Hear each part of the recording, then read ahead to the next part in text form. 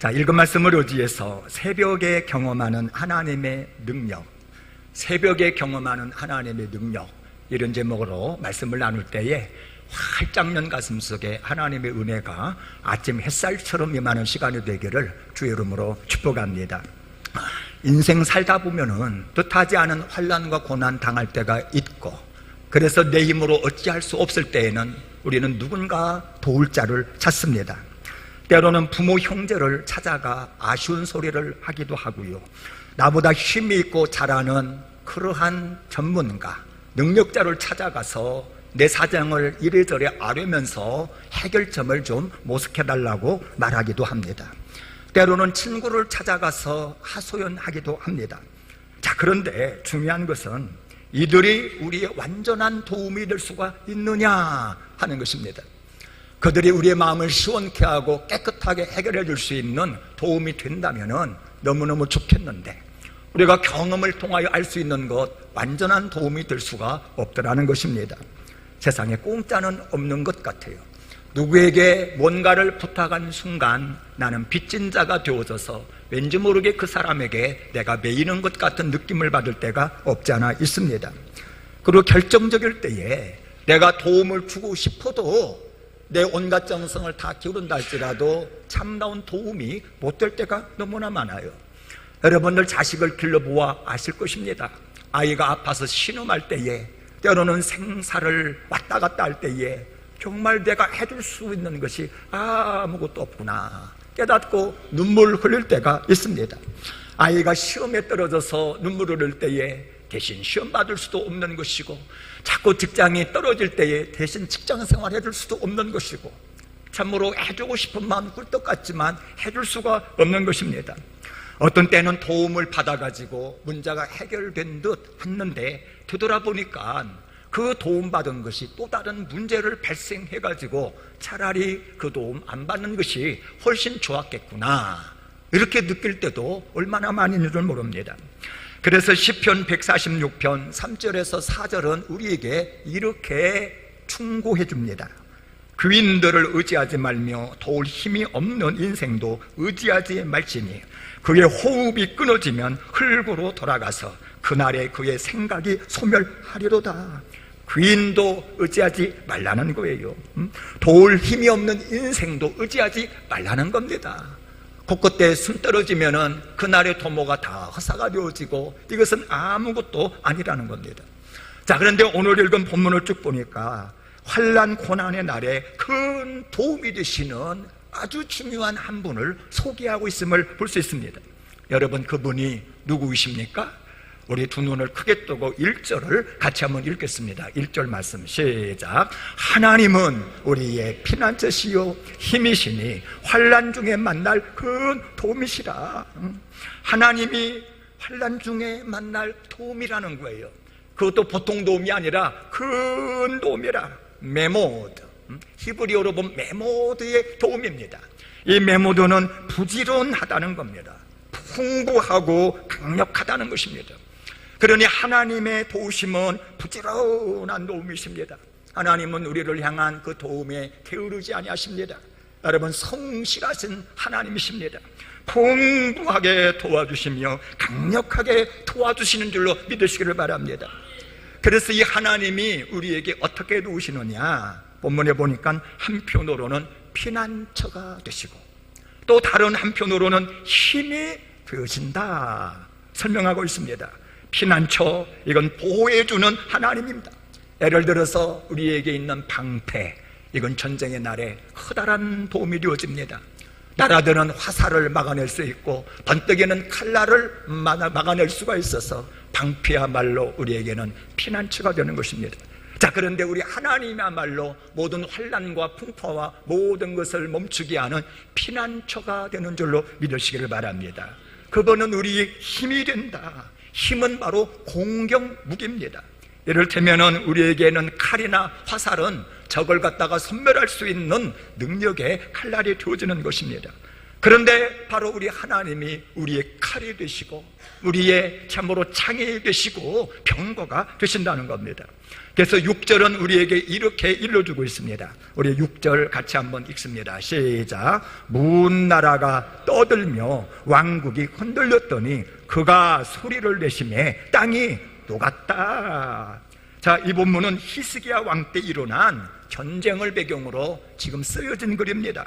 아니, 아수르 사내립이 대군을 이끌고 이스라엘을 지금 쳐들어온 것입니다. 병거 소리가 요란합니다. 칼소리, 병사들의 함성 소리가 요란합니다. 그 요란함과 그 기세 등등함으로 예루살렘 성읍까지 진격해 올라왔으니 여러분, 이스라엘 백성들이 얼마나 당황스럽고 얼마나 힘든 순간이냐 이 말이에요.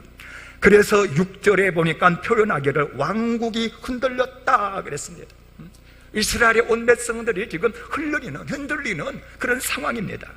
그런데 놀라운 것은요, 그가 하나님이죠. 하나님이 소리를 한번 내시니까 땅이 녹아버렸다.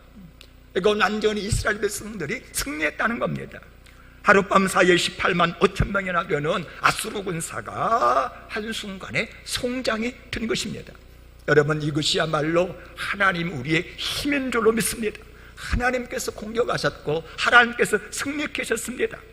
더 나아가서 아수르 왕 사내립도 패전 이후에 고국으로 돌아가 있는데 자기의 왕궁에서 자기가 믿었던 신하들에 의해서 죽임을 당합니다. 반역이 일어난 것입니다. 바로 하나님이 이스라엘 백성들의 힘이 된 것입니다. 아수르의 활을 꺾으셨으며 창을 꺾으시며 수레를 불살라 힘이 되어 주신 것입니다. 자, 하나님이 피난처가 되신다, 방패가 되신다 그랬는데 우리 4절을 같이 한번 읽어보십시다. 4절 말씀 시작. 한 시내가 있어 난 위로 흘러 하나님의 성 곧 지존하신 이의 성소를 기쁘게 하도다. 지금 아수르 군사가 예루살렘 성을 갖다가 에워싼 그런 상황입니다. 절박한 상황이고 정말 두려운 상황입니다. 어찌 보면 잠 못 이룰 수 있는 그런 상황입니다. 그런데 여기 보니까 예루살렘 성 안에는 시냇물이 졸졸졸졸 흘러가고 있어요. 백성들이 그 물을 안전하게 먹고 마시며 쉴 수 있습니다. 이미지가 뭐냐면은 평화입니다. 안전함입니다. 하나님의 그 피난처, 하나님의 그 방패의 그늘 아래서 그 이스라엘 백성들은 그 전쟁의 상황 속에서도 단잠 잘 수 있었고 평안할 수가 있었다는 것입니다. 자, 그런데 여러분, 감사한 것은요, 이처럼 우리의 피난처, 그늘, 방패 되시는 하나님, 그리고 우리의 창이 되시고 병거가 되시는 이 힘이 되시는 하나님이 성중에 계시다 그랬습니다. 성중에 계시다. 자, 여러분 5절 한번 볼까요? 하나님이 그 성중에 계시네 그랬습니다. 여러분, 성중에 계신 이스라엘 성읍 속에 계신 그 하나님은 오늘날 우리와도 함께 하시는 줄로 믿으시기를 바랍니다. 하나님께서 구약에서부터 계시록까지 지속해서 또 확인시켜 주시고 또 말씀하신 중요한 언약 사상이 뭐냐면은 내가 너와 함께 한다라는 것입니다. 볼지어다 세상 끝날까지 내가 너희와 항상 함께 하리라. 예수님이 부활 승천하시면서 제자들에게, 아니 오늘을 사는 우리들에게 약속하신 말씀입니다. 언제까지 함께 하신다고요? 세상 끝날까지. 하루 이틀이 아닙니다. 예수님 오시는 그날, 아니면 내가 죽어 천국에 가는 그날까지 우리 하나님은 우리와 함께 하십니다. 어떻게 함께 하시느냐? 항상 함께 하겠다. 여러분, 그렇습니다. 우리 하나님은 우리를 떠나지도 아니하시며 결코 버리지도 아니하실 것입니다. 설사 우리가 범죄했을지라도 하나님은 우리를 버리지 아니하십니다. 우리가 회개하고 돌이키고 주의 품으로 돌아올 때면은 우리 주님은 버선발로 달려나와서 우리를 안아주시고 장치해 주시는 분이 바로 우리 주님이라는 것입니다. 여러분, 우리 주님은 내 인생 여정 속에 함께 하실 것이며 내 가정 속에 함께 하실 것이며 내 직장의 여러 가지 사업장 그 현장 속에 함께 하시며 우리가 교회에서 일하는 모든 순간에 함께 하시는 줄로 믿으시기를 바랍니다. 자, 그런데 이 시간 우리의 설교 속에 중요한 핵심 질문이 뭐냐면은 함께 하시는 그 하나님께서 언제 도우시냐 이 말이에요. 우리는 진짜 도움이 필요해요. 우리 주님의 도움이 없이는 살 수 없는 약한 자들입니다. 근데 그 하나님이 도와주신다고 그러는데 언제 도와주시느냐? 여기 5절에 보니까 새벽에 하나님이 도우시리로다. 우리 하나님은 항상 도우지만은 특별히 새벽에 도우시는 하나님인 줄로 믿으시기를 바랍니다. 여러분, 실제로 사내립의 18만 5천의 군대가 언제 섬멸된 줄 아십니까? 여러분, 왕하 19장 35절에 이렇게 말합니다. 이 밤에 여호와의 사자가 나와서 아수르 진영에서 군사 18만 5천을 친지라. 아침에 일찍이 일어나 보니 다 송장이 되었더라. 아침에 일어나 보니까 다 죽어버렸어요. 사실 하나님은요, 밤에 일을 하셨습니다. 밤새 작업하려 해서 자기네들끼리 싸우게 하고, 그래서 18만 5천을 갖다가 다 무찔렀습니다. 자, 그런데 히스기야로 하여금 하나님의 역사하심을 보게 하고 그 역사하심을 누리게 하고 힘주신 것은 어느 때냐? 바로 아침에, 새벽에 일어났을 때에 알게 되었다는 것입니다. 그래서 여러분, 성경을 보면은요, 새벽을 깨웠을 때에 하나님께서 힘주시고 능력 주시고 문제를 해결해 주신 예가 얼마나 많이 나오는지 모릅니다.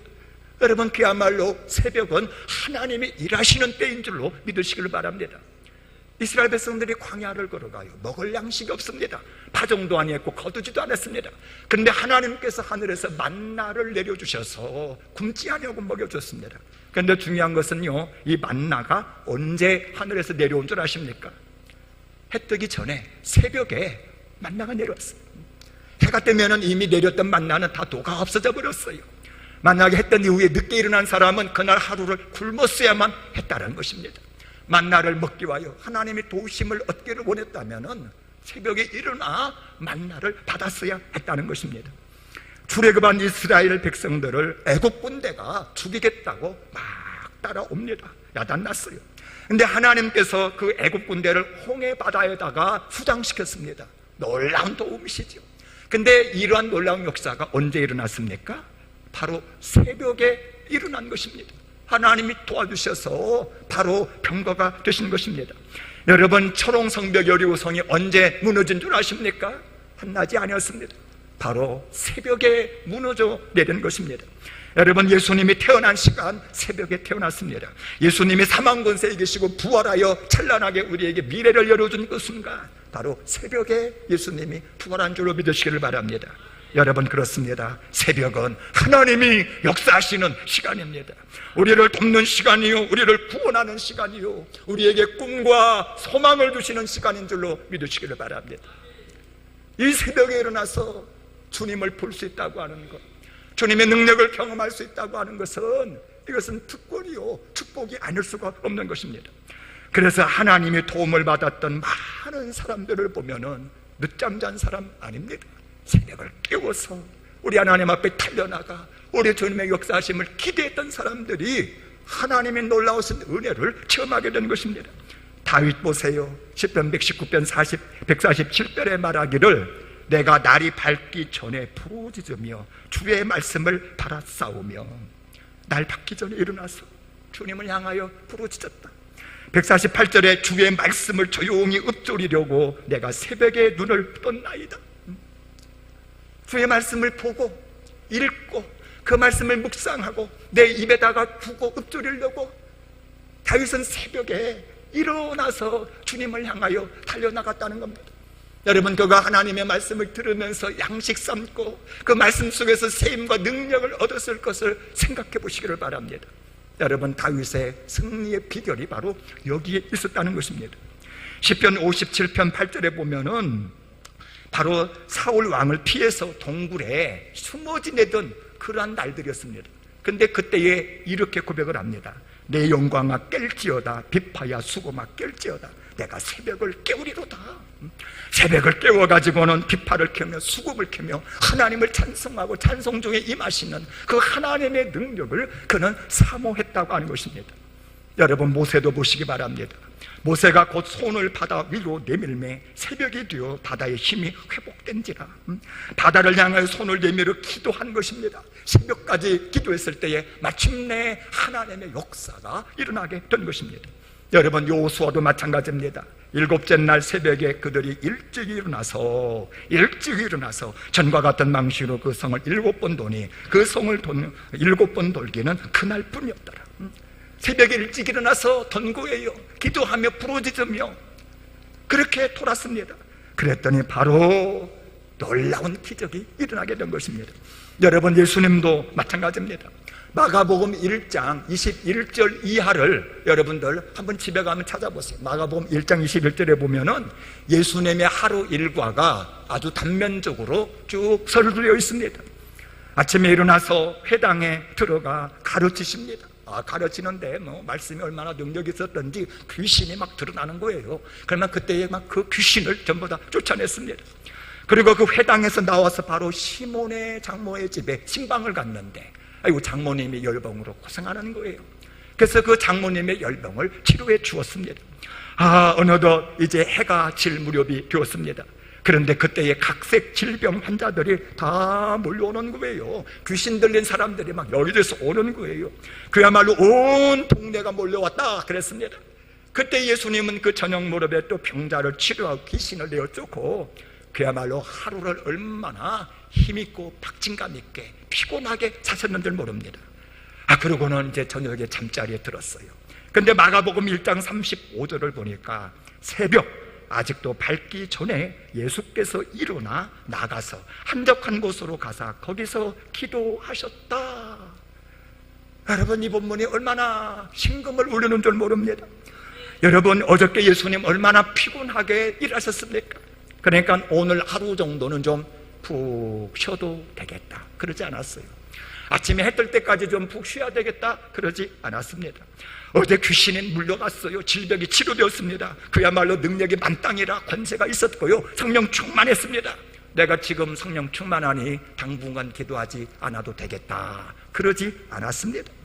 아니, 기도를 한다고 해도 우리 하나님은 자비로우니까 침상에서 그냥 좀 이렇게 눈 뜨고 하나님 참 사랑 많으신 하나님이니까 침상 기도도 들으시는 줄로 믿습니다. 그러고는 침상에서 대충 기도한 그런 기도 아니었습니다. 여러분, 예수님은 침상에서 그날도 어김없이 일어나신 것입니다. 그것도 새벽 시간에 벌떡 일어난 거예요.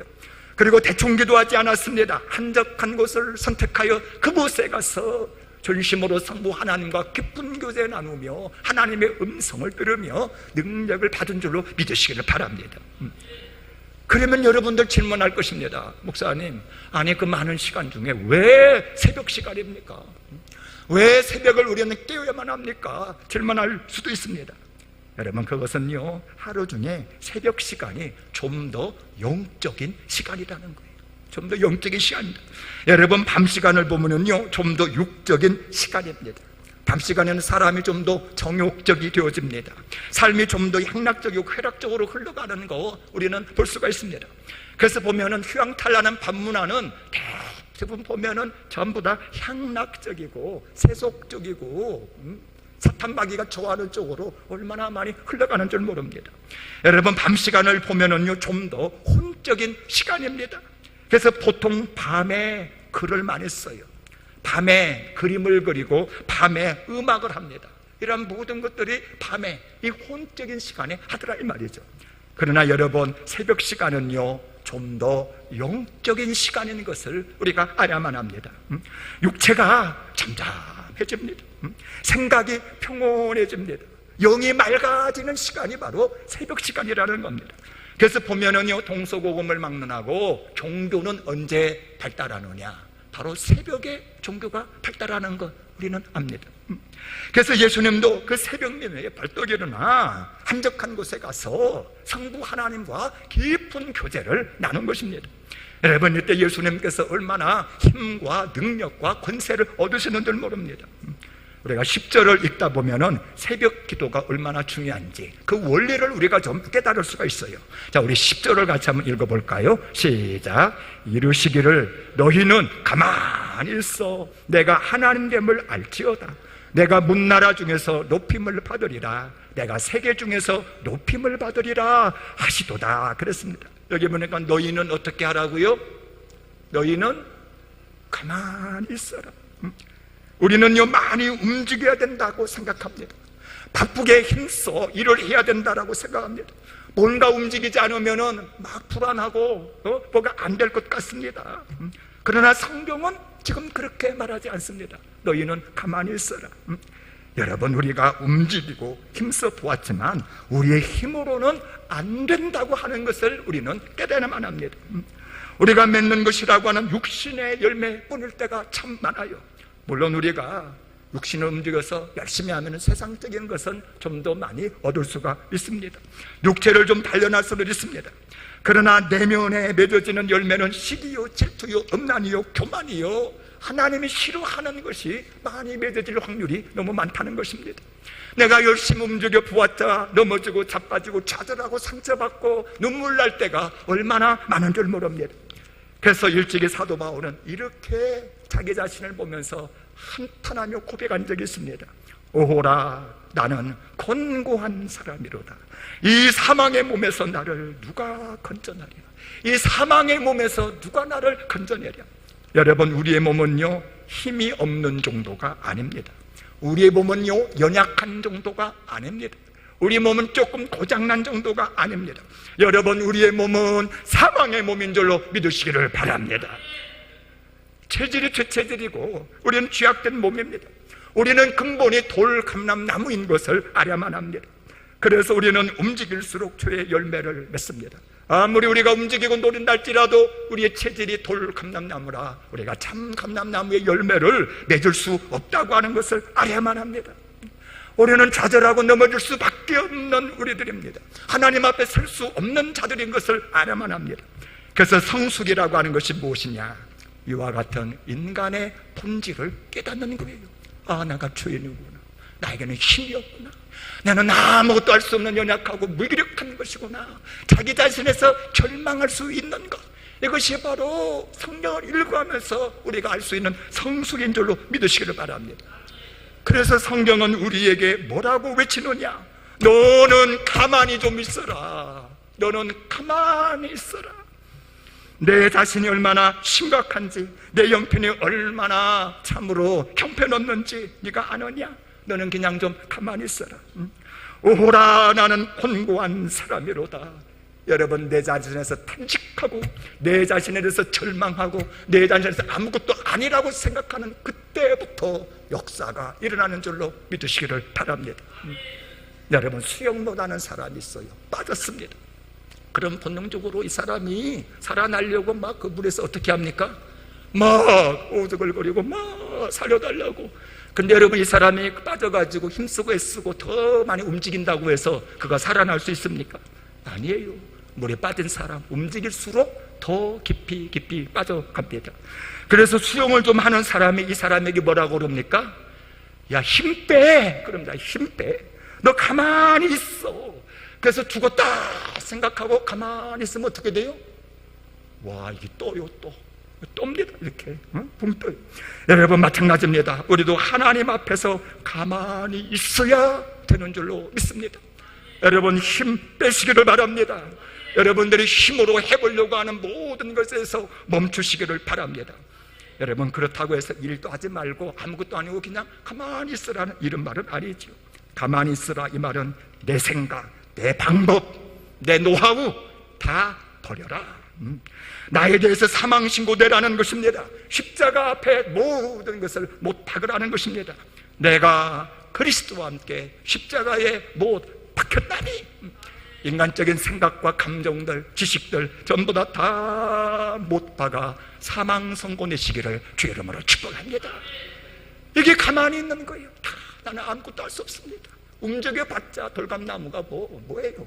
죄된 몸에서 뭐가 나오겠습니까? 근데 이 작업을 언제 하는 것입니까?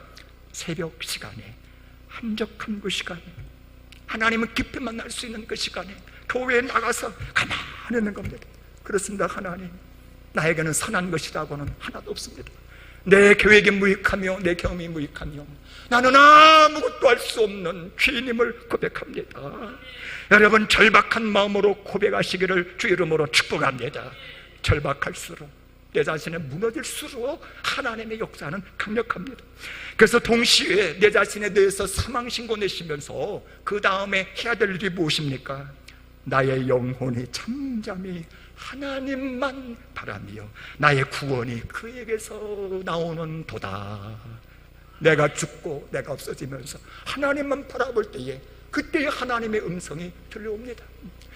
나를 구원하시는 하나님의 역사가 나의 심령에서부터 일어나기를 시작하는 것입니다. 그래서 우리는 구원해 주시는 하나님만 잠잠히 새벽에 나와 바라보는 것입니다.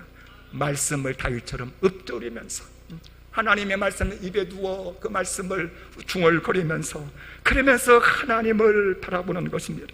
부르짖으면서 하나님을 바라보는 것입니다. 하나님, 홍해 바다를 가르시옵소서.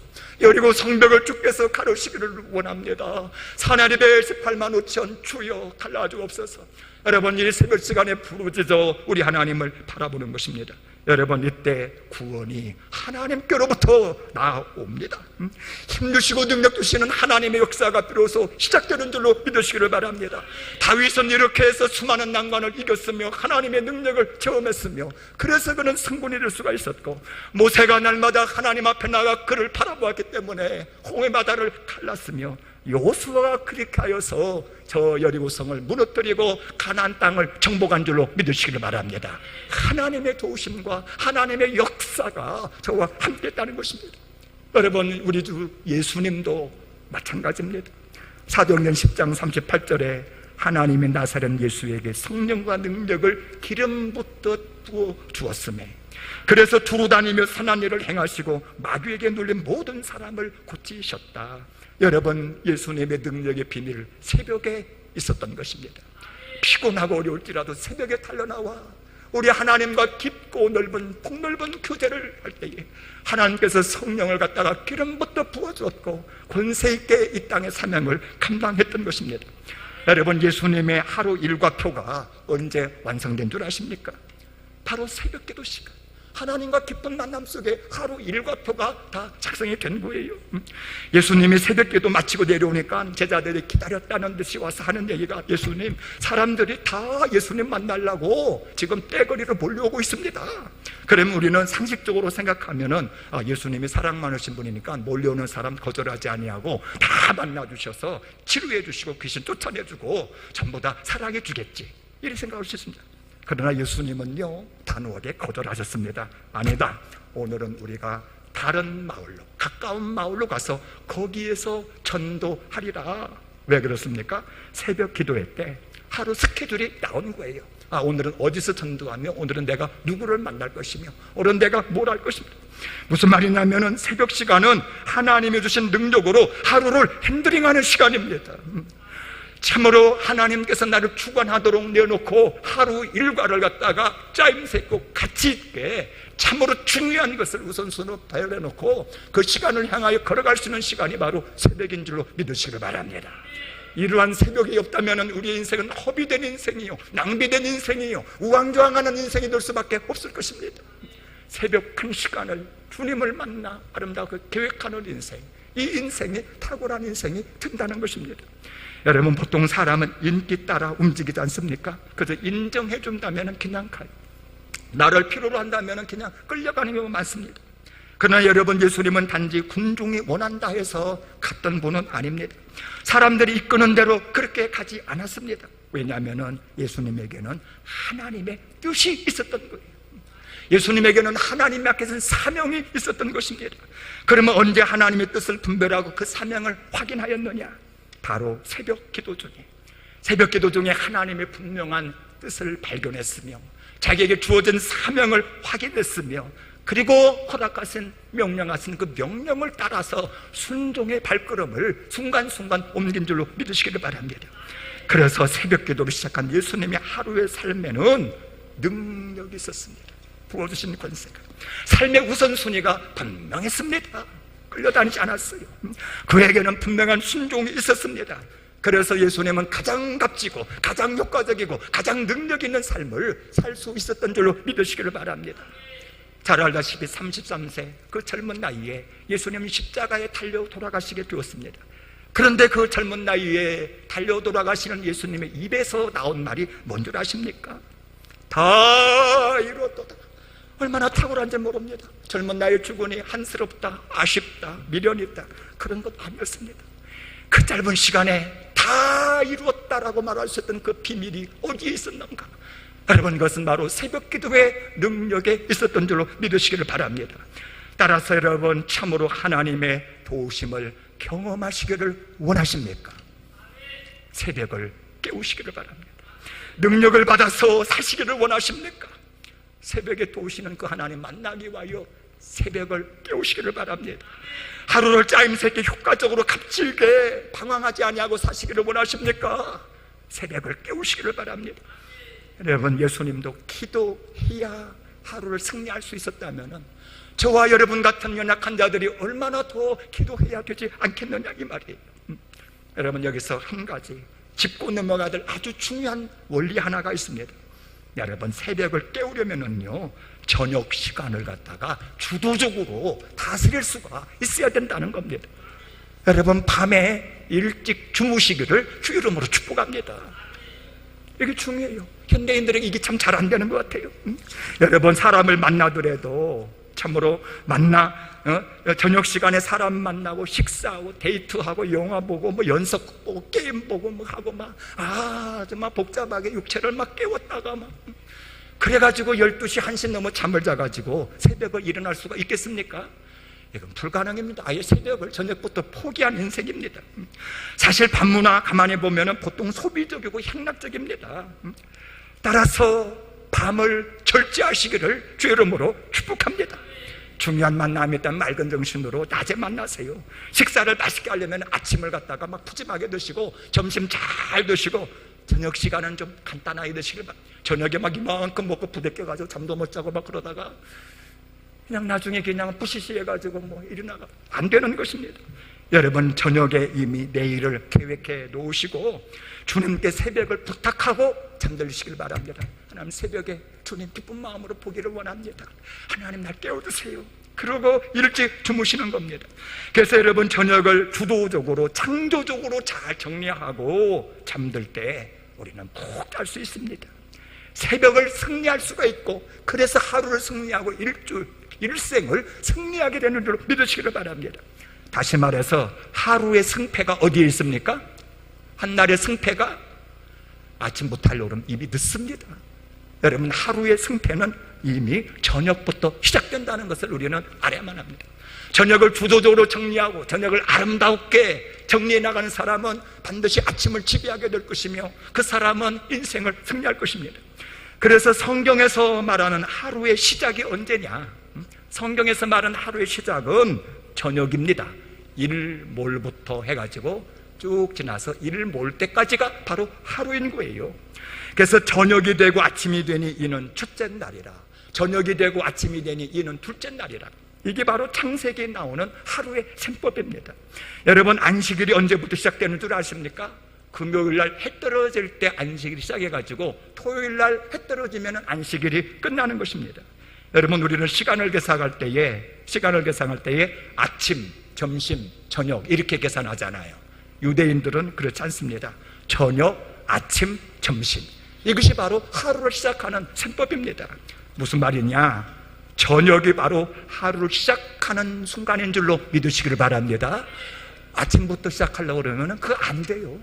저녁부터 주도적으로 해서 계획도 세워놓고 기도하고 편안하게 푹 자면서 안식하고 세임 받으면서부터 새벽을 깨어나갈 때에 여기에 능력이 있고 은혜가 있는 것입니다.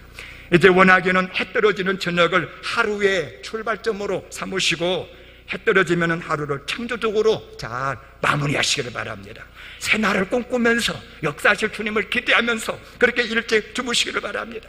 그리고 새벽을 깨워서 하나님이 일하시는 그 영적인 시간에 한적한 곳 예배당에 나와서 우리 하나님 앞에 무릎을 꿇으시기를 바랍니다. 가만히 있는 거예요. 내 육에 대해서 사망신고를 내는 겁니다. 나는 지식도 부족하고 모든 것이 연약합니다. 나에 대해서 사망신고를 내고 절박한 마음으로 우리 하나님을 바라시고 기대하시고 부르짖으시기를 바랍니다. 이제 새벽에 오시는 하나님께서 여러분들에게 피난처가 되시고 또한 힘이 되어주셔서 범사에 승리하는 백성이 될 줄로 믿습니다.